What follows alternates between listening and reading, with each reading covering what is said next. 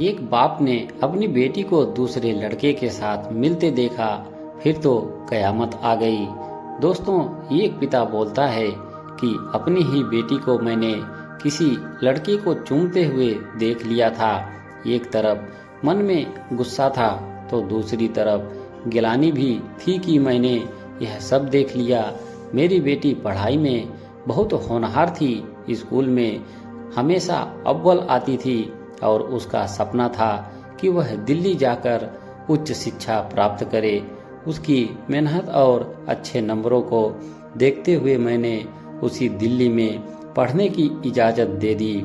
हालांकि उसकी माँ को चिंता थी कि वह हम छोटे शहर से हैं, वहाँ वह खुद को कैसे संभालेगी, लेकिन मैंने उसे समझाया कि वह जब बाहर जाएगी नहीं तब तक खुद को साबित नहीं कर पाएगी। दिल्ली जाकर उसे कॉलेज में दाखिला तो मिल गया, लेकिन हॉस्टल में जगह नहीं मिली। मजबूरी में उसे एक प्राइवेट हॉस्टल में रखना पड़ा, लेकिन वहाँ पढ़ाई का माहौल अच्छा नहीं था। बेटी की परेशानी देखकर मैंने और उसकी माँ ने तय किया कि थोड़ा हाथ दबाकर खर्च चलाएंगे और उसे एक अलग कमरा दिला देंगे। बड़ी मुश्किल से एक फ्लैट किराए पर लिया, जिसमें धीरे धीरे सारी ज़रूरत की चीज़ें जैसे गद्दे, पंखे, कूलर, फ्रिज, टीवी और एलसीडी टेबल भी लगा दी। करीब 6 महीने बाद मैं बेटी से मिलने उसके फ्लैट पर गया। मुझे पता था कि उसकी दोस्ती लड़कों और लड़कियों दोनों से है, लेकिन मैं बेफिक्र था क्योंकि मुझे अपनी बेटी पर भरोसा था। अक्सर उसके दोस्त पढ़ाई के लिए आते जाते रहते थे क्योंकि वह बहुत तेज थी और बाकी लोग उससे पढ़ाई में मदद लेते थे। एक दिन उसका एक दोस्त आया, दोनों पढ़ाई के लिए कमरे में चले गए। मुझे भी कोई शक नहीं हुआ। मैं किसी काम से नीचे गया और जब ऊपर लौटा तो सोचा गर्मा गर्म कॉफ़ी बना दूं। कॉफ़ी लेकर जैसे ही कमरे में घुसा तो देखा कि दोनों एक दूसरे को गले लगाकर किस कर रहे थे। मुझे देखते ही बेटी घबराकर लड़के से अलग हो गई और वह लड़का भी एकदम सहम कर खड़ा हो गया। मुझे नहीं पता था कि इस पल में गुस्सा ज़्यादा था या आत्मग्लानि। एक पल के लिए मुझे खुद पर गुस्सा आया कि मैंने यह क्यों देख लिया। मेरे कदम वहीं रुक गए। मैंने सिर झुका लिया और सॉरी कहते हुए कमरे से बाहर आ गया।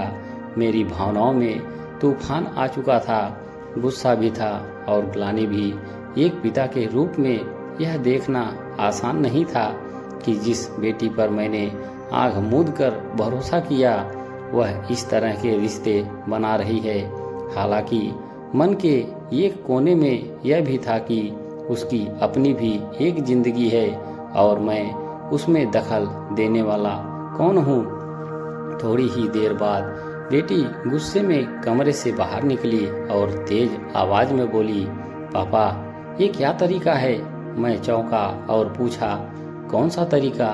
उसने कहा, आप मेरे कमरे में बिना नॉक किए कैसे आ सकते हैं। मैं अचंभित था। बेटा ध्यान नहीं रहा, हमारे घर में कभी ऐसा नहीं किया। मैंने सफाई दी।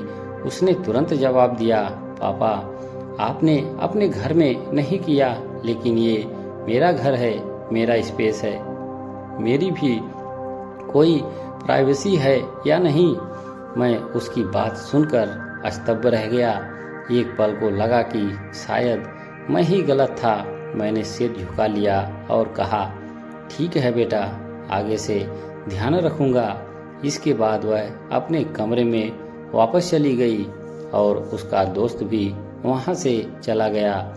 मैं अकेले सोफे पर बैठा सोचता रहा।